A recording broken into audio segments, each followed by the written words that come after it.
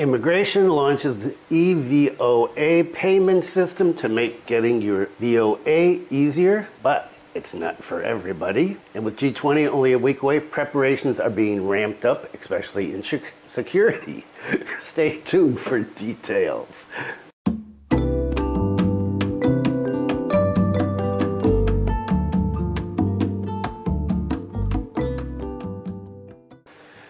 Selamat siang. Welcome to the latest news from Bali in Indonesia. This is November 7th, 2022, and my name is Bruce. And what's the weather like today in Singaraja? Slightly overcast and really hot. The other day it was 34.5 degrees Celsius. Right now it is 32.5 degrees Celsius, 59% humidity, and a 14.5 kilometers per hour wind speed.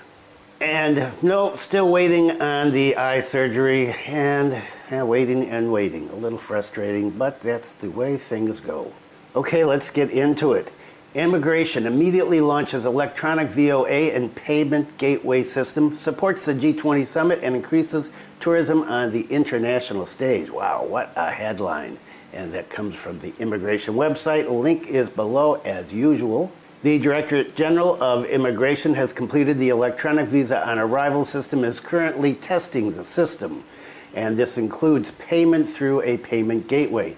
Acting Director General of Immigration, Pak Widodo, said the eVoA and payment gateway systems will be inaugurated on Wednesday, November 9th, so a couple days away, and you will be able to use it. And this is in order to get everything moving and momentum going before the G20 Summit, which will be held on the 15th and 16th of November next week. Foreigners who are included in the VOA trial first arrived in Indonesia on Friday, the other day, at 2240 Waktu Indonesia Barat at Soekarno-Hatta Airport. And according to the Acting Director General, he said that he hopes that the electronic VOA can be used by foreigners on Wednesday, okay, if everything goes smoothly.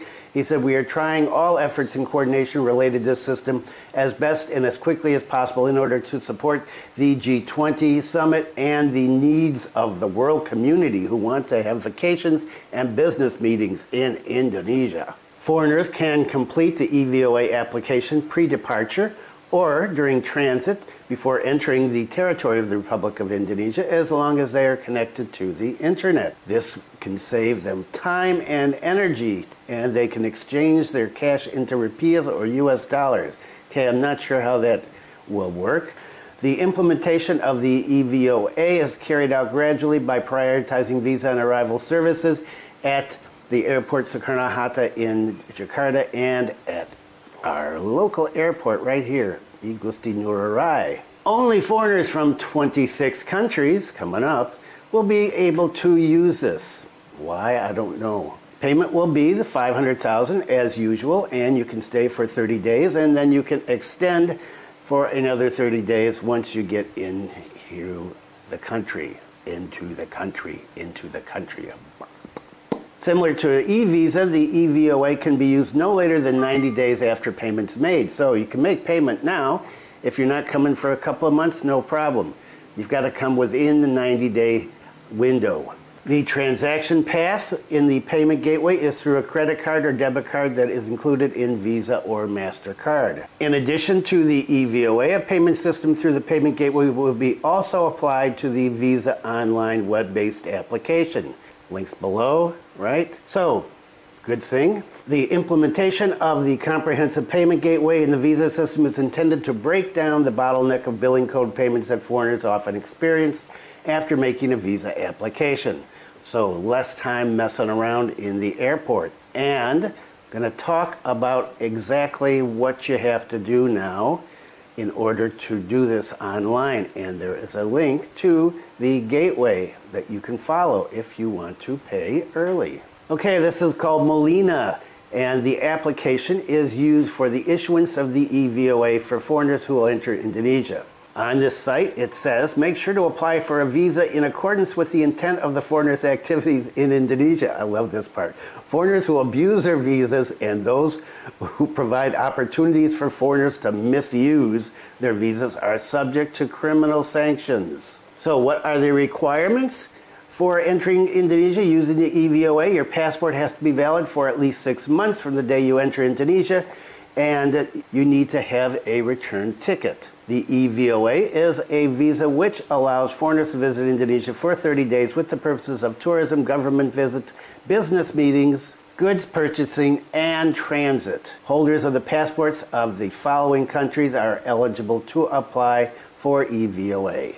And here are the lucky 26 countries: Australia, Argentina, Brazil, Belgium, Canada, China, Denmark, France, Germany, India, Italy, Japan, Mexico, Netherlands, New Zealand, Republic of Korea, Russia, Saudi Arabia, South Africa, Switzerland, Timor-Leste, Turkey, Ukraine, United Kingdom, and the USA. So 26. Why did they pick 26 and why these? I don't know.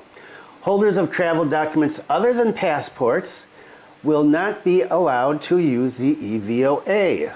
Every traveler must hold a separate EVOA, including infants and children, even if they are included on their parents' passports. Once the EVOA is processed, none of the information can be changed. The information on your EVOA must be exactly the same as the information on your passport. Otherwise, it will be invalid and there will be no refund. According to Article 106, Minister of Law and Human Rights Regulation number 44 of 2015, immigration officers at ports of entry reserve the right to deny entry into Indonesia to any foreigner who provides incorrect information in the visa application. So make sure you got everything just as it is on your passport. Documents required to request an EVOA are as follows: full biodata page on the passport with at least 6-month validity, and it has to be in format JPEG, PNG with maximum size of 200K, passport size photograph, format JPEG, PNG with maximum size of 200K, email address, and a valid MasterCard, Visa, or JCB credit card. I don't know what a JCB credit card is. Before submitting the EVOA, you must create an account by main page, apply, register.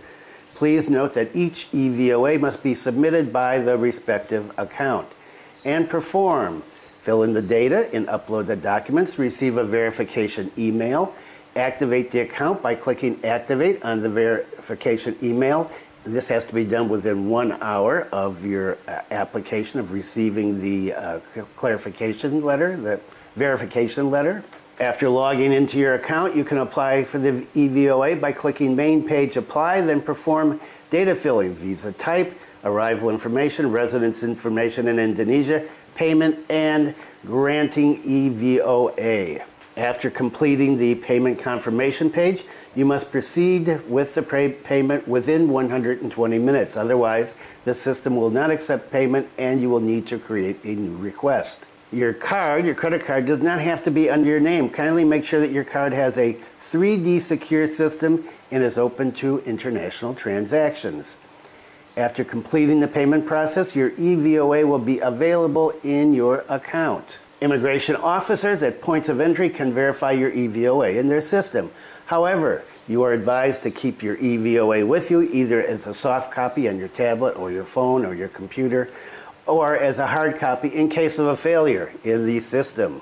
You only need to do the account creation once. If you forget your password, you can select main page, forgot password, and they will send you a reset. Should you encounter any suspended or unsuccessful transactions during the request procedure, please do not create a new request or make new payment unless otherwise advised. The ministry will not be responsible for additional payments and no refund will be granted in case of such unfinished transactions. There are numerous websites which claim to assist users in receiving Indonesian EVOA in return for a service charge. These websites are not endorsed by or associated with the Indonesian government. Therefore, we cannot be held responsible for any misuse of information or failure of service on their side. Got that? No third parties, right? So, do this yourself if you're going to do it.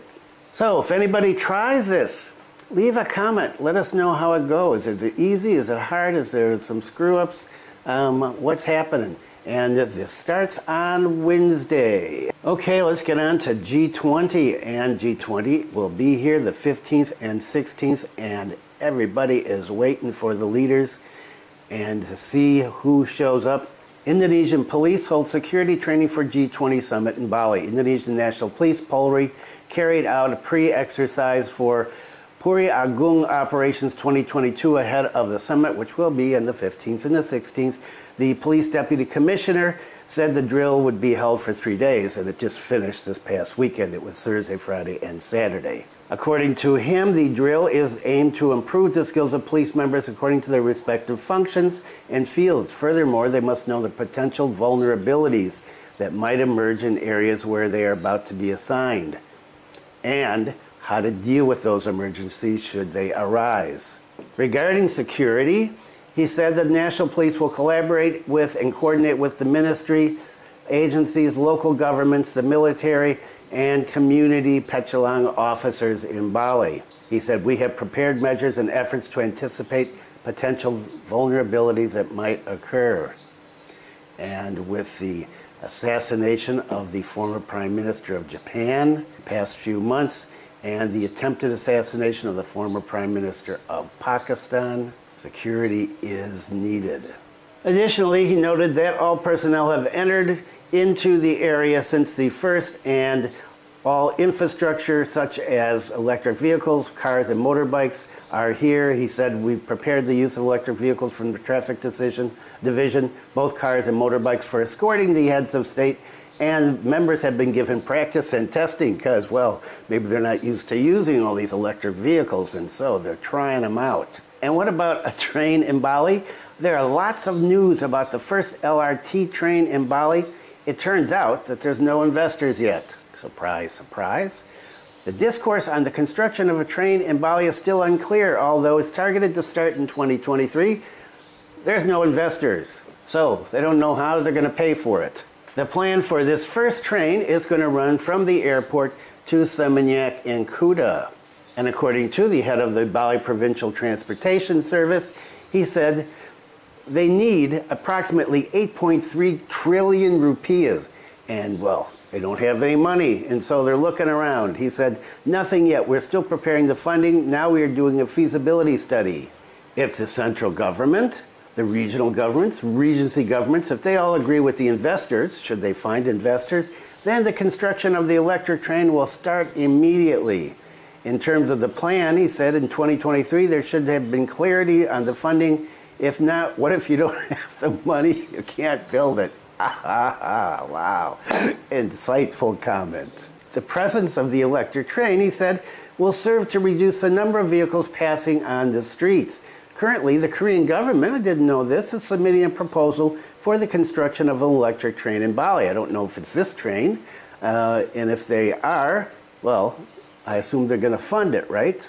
As is well known, the plan for the construction of this train was launched from the beginning under the leadership of the governor and deputy governor, of course. Discussions emerged in 2019 with the concept of regional development, discussion of plans for the construction of LRT and ART type rail lines, as well as transportation development in Bali for the period from 2019 to 2023.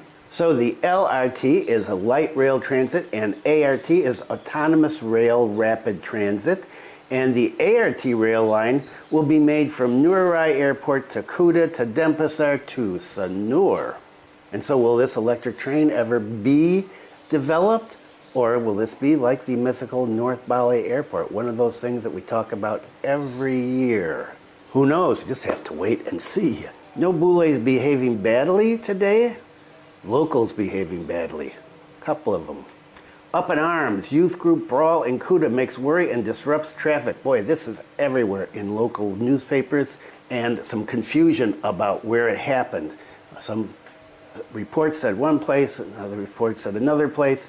A video of more than 1 minute has gone viral on social media. The video shows a group of youths fighting on Jalan Dewi Sri, Kuta. Okay, that's here. This is this article. In the video circulating, they were involved in a brawl in the middle of the road, not only making the public anxious, but also making a number of vehicles stutter.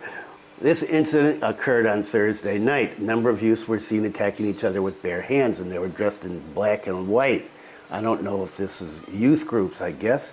Residents who saw this shouted for their actions to be stopped, but other people were there and they didn't care. They just wanted to go, get out of the way, go fight somewhere else. It's not clear what caused the brawl. The Kuta police are still investigating the incident. This was conveyed by the head of Kuta police. He said he ordered his members to go out in the field. You know, with all the bad press Kuta has been getting lately about crime there, this is the last thing they need, is local youths out brawling in the streets in the tourist areas. In addition, he said no official report has been received by the police. So, still under investigation as of last night. And here is another one that has gone viral as well. And this is another in a series of porn videos done by local people, which have a Balinese flavor to it. Allegedly, Balinese influencer female actor in red kebaya threatened with 6 years in prison. So, an actor who plays an exciting video of a woman in a red dress can face a maximum prison sentence of 6 years and or be fined 1 billion rupiah. This is because the exciting video, I'm just reading what's there, of a woman in a red dress violates the ITE law number 19 of 2016, Article 27, paragraph 1, where it reads, everyone intentionally and without rights distributes and or transmits or makes accessible electronic information or electronic documents that have content that violates decency. So as I said, this is everywhere, and stories are some more detailed than others. This is a pretty slimmed down one. They do say what she's wearing, and each story that I've read comments on her high heels that were as high as 10 centimeters. Okay, I don't know what the fascination is. A shoe fetish? In one of the more detailed reports, because I guess they downloaded it and watched it before they reported on it, this was a typical kind of porn scenario. Maid comes in, knocks on the door, I've got your ashtray. A guy comes out, he's wearing just a towel, and whoa, okay. And so then she goes ahead and cleans the room, and he pats her on the rear end, and then, well, then it stops. He says, and then, okay, so, now if you've been following this channel for a long time, you know I've talked about several others in the car, at home. I don't know what the thing is. Now, the Bali police say that they're sure that this was not made in Bali. How do they know that? Because it's in a hotel room, right? A hotel room can be anywhere. They said this is the result of profiling of the cyber crime unit. And that because of that, the location is not in Bali.